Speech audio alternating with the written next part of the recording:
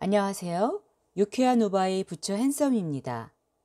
이런 말이 있지요. 누군가 해야 한다면 내가 먼저 하세요. 언젠가 해야 한다면 지금 당장 하세요. 이왕 할 거라면 최선을 다해서 하세요. 참 멋진 말 아닌가요? 오늘은 제8화 깨달음의 기쁨을 알아보겠습니다. 아, 참으로 가엾은 일이다. 이 세상의 존재들은 태어나서 늙고 병들고 죽었다가 다시 태어나기를 거듭하고 또 거듭한다. 그렇지만 이 커다란 고뇌의 덩어리의 굴레를 알지도 못하고 벗어날 줄을 모른다. 아니, 벗어날 방법조차 찾지 않는구나. 고타마 시타르타 태자는 음력 12월 8일 드디어 깨달음을 얻고 부처님이 되셨는데요. 인간의 몸으로 나셔서 부처님의 경계에 들어간다는 것은 그야말로 복된 일 중에 복된 일입니다. 깨달음의 정체를 알아야 우리 또한 부처가 되기 위해 정진을 하겠지요. 하지만 그 깨달음이라는 것이 어찌나 미묘하고 신묘한지 아직 범부인 우리로서는 다 이해를 할 수가 없답니다. 하지만 적어도 불제자라면 부처님께서 깨달으신 그것, 바로 연기에 대한 이해는 반드시 해야 합니다. 불교의 세계관은 연기입니다. 그렇다면 연기란 무엇일까요? 첫 번째, 인과의 법칙입니다.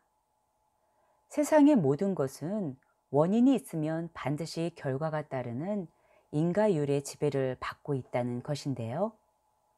인과법에는 예외가 없습니다. 그러다 보니 기적이나 요행도 바라지 않습니다. 내가 일군 선한 인연이 선한 결과를 가져올 것을 믿기 때문입니다. 아니 땐 굴뚝에서 연기가 나지 않고 콩 심은 데 콩 나고 팥 심은 데 팥이 난다는 것이지요. 두 번째, 인연의 법칙입니다. 이는 원인과 조건의 상호작용에 따르는 것입니다. 새싹이 트는 데는 씨앗이라는 직접적인 원인뿐 아니라 적당한 온도와 수분, 햇빛 등의 간접적인 조건들도 똑같이 필요하지요. 세 번째, 상의 상관성입니다. 우리가 살아간다는 것은 잘 살든 못 살든 혼자 단독으로 존재할 수는 없다는 뜻입니다.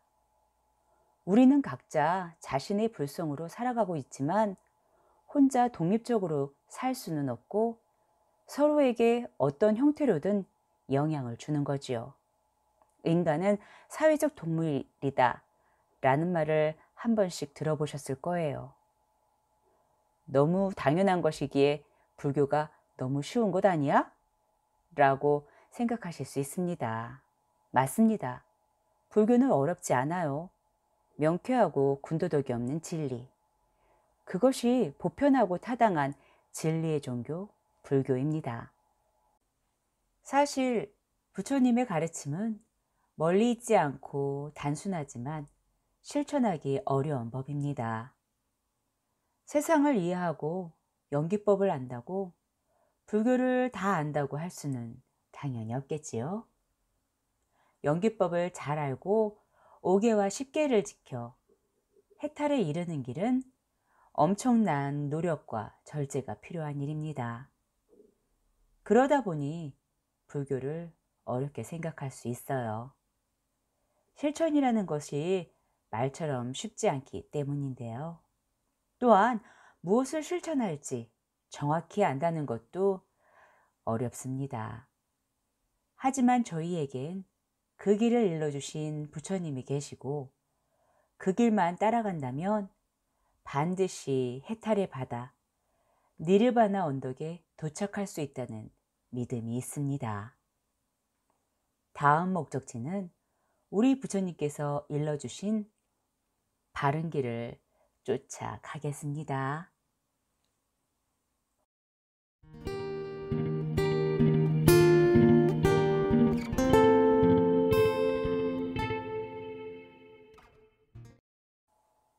한국 사람들이 문화적으로 얼마나 성숙한 민족인가는 이미 전 세계적으로 인정을 받고 있는데, 비단 케이팝을 두고만 보는 것이 아니라 문화 전반적으로 행하고 있는 많은 활동들이 이미 수준급인 것은 말할 것도 없고, 많은 부분은 선도를 하고 있는 면이 많습니다.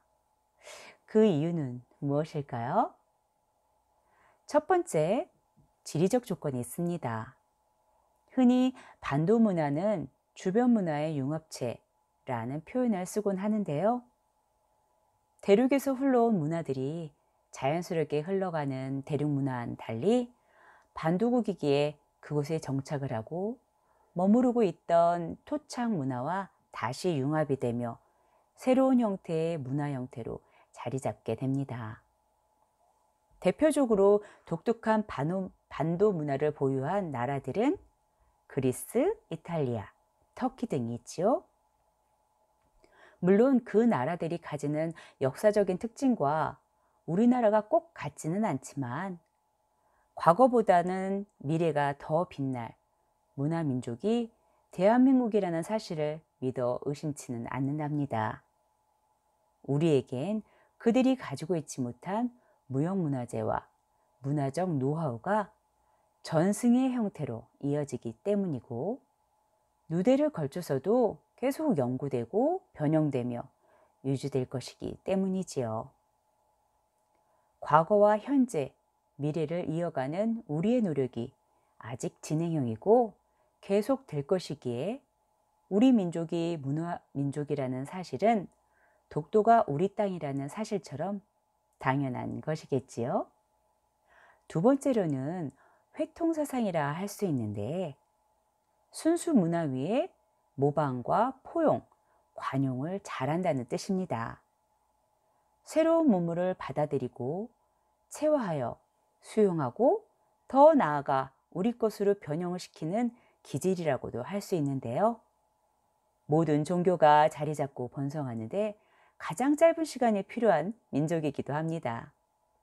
그러다 보니 새로운 것에 대한 도전을 두려워하지 않고, 그러다 보니 자칫 성급하고 무분별하게 받아들이는 경향이 없지 않아 있답니다. 고도 성장의 비밀도 이런 기질적인 측면에서 가능했다고 보여지는데요.